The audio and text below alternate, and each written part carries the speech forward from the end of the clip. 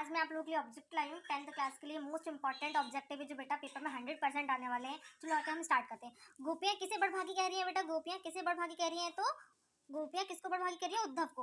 उंगली दिखाने से कौन मुरझा जाता है बेटा? उंगली दिखाने से कौन मुरझा जाता है? कुमड़े का फूल। राम लक्ष्मण के गुरु का नाम था बेटा, राम लक्ष्मण के गुरु का नाम क्या था? विश्वामित्र। थके पाथिक की पंथा की में अलंकार है, तो बेटा देखो यहाँ पे कौन सा अलंकार है? था यहाँ पे था आया है ना, तो ये कौन सा अलंकार है? हमारा अनुप्रास अलंकार। उत्साह कविता में बादल किसका प्रतीक है बेटा? जो उत्साह कविता है उसमें बादल किस चीज का प्रतीक है? क्रांति का। ओके, अट नहीं रही है कविता में चारों तरफ किसकी सुंदरता फैली है बेटा? फागुन मास की सुंदरता फैली है।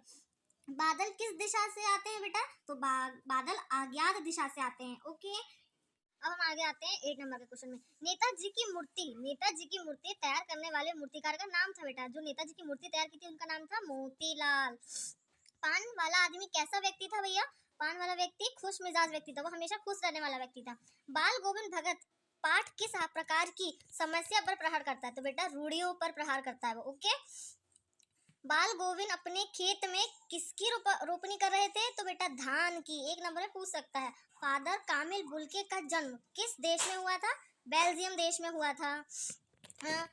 किसको वृक्ष के समान कहा गया है? तो बेटा किसको वृक्ष के समान कहा गया है? हमारे फादर बुल्के जी को कहा गया है। ओके, चलो बेटा अब आते हैं 30 नंबर क्वेश्चन में। मनु भंडारी का जन्म सन में हुआ था, तो बेटा किस सन में हुआ था उनका? 1931 में। एक कहानी यह भी मनु भंडारी द्वारा लिखित है बेटा, क्या है ये? आत्मकथा है। मनु भंडारी जी ने आत्मकथा लिखी है। हिंदी के व्यवस्थित संपादक थे, तो कौन थे वे हिंदी के व्यवस्थित संपादक? हजारी प्रसाद द्विवेदी जी थे। भोलानाथ के लालट पर कौन सा तिलक सुशोभित होता है? तो बेटा भभूत का। महारानी एलिजाबेथ जिस हवाई अड्डे में उतरेंगी वह कहाँ था? पालम में। ओके, कहाँ था बेटा? पालम में। महारानी की सूट की कीमत भारतीय मुद्रा में थी, कितनी थी बेटा? 5000 रुपए थी एक सूट की कीमत। ओके, अब देखो बेटा, इंग्लैंड की रानी एलिजाबेथ द्वितीय में अपने के साथ हिंदुस्तान पधारने वाली थी, तो वो जब हिंदुस्तान आई थी तो किनके साथ आई थी? अपने पतिदेव जी के साथ। जॉर्ज पंचम की नाक के रचनाकार हैं, तो बेटा कौन है वो? कमलेश्वर जी। कमलेश्वर जी, थोड़ी रिस्पेक्ट दो।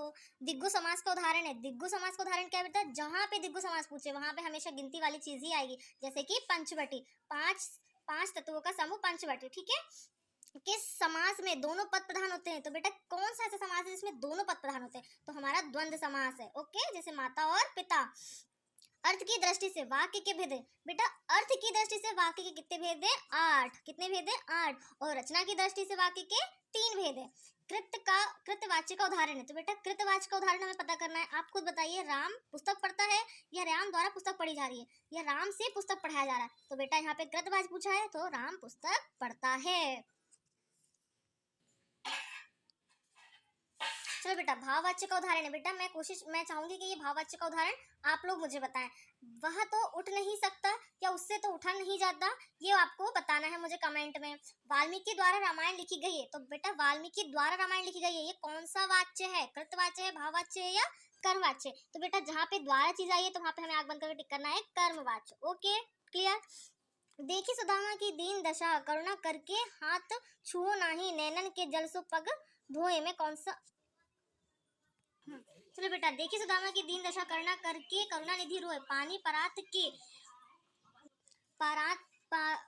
के हाथ छुओ नाही, नैनन के जल सो पग धोए। तो बेटा यहाँ पे जो सुदामा जी हैं वो क्या बोलते हैं, पैर धोने की बात को बड़ा चढ़ाकर बोल रहे हैं, तो यहाँ पे हमारा कौन सा अलंकार है? अतिशोक्ति अलंकार। ठीक है, चरण धरत चिंता करत चितवन, चारों ओर सुरवन को खोजत फिरत कवि व्यचारी में अलंकार है। तो बेटा यहाँ पे हमारा कौन सा अलंकार है बेटा? सुवर्ण का मतलब क्या होता है? 3। इस 3 का काफी चीजों से मतलब है, काफी अर्थ है इसके, तो यहाँ पे हमारा श्लेष अलंकार है। जब भी श्लेष अलंकार में एक शब्द के अधिक अर्थ निकलते हैं तो वहां पे क्या होता है? हमारा श्लेष अलंकार। Okay, clear. बेटा यहाँ पे बताना है, सच बोलने वालों को सभी पसंद करते हैं, यह वाक्य कैसा है? तो बेटा सच बोलने वालों को सभी पसंद करते हैं, ये वाक्य आप मुझे कमेंट में जरूर बताएं।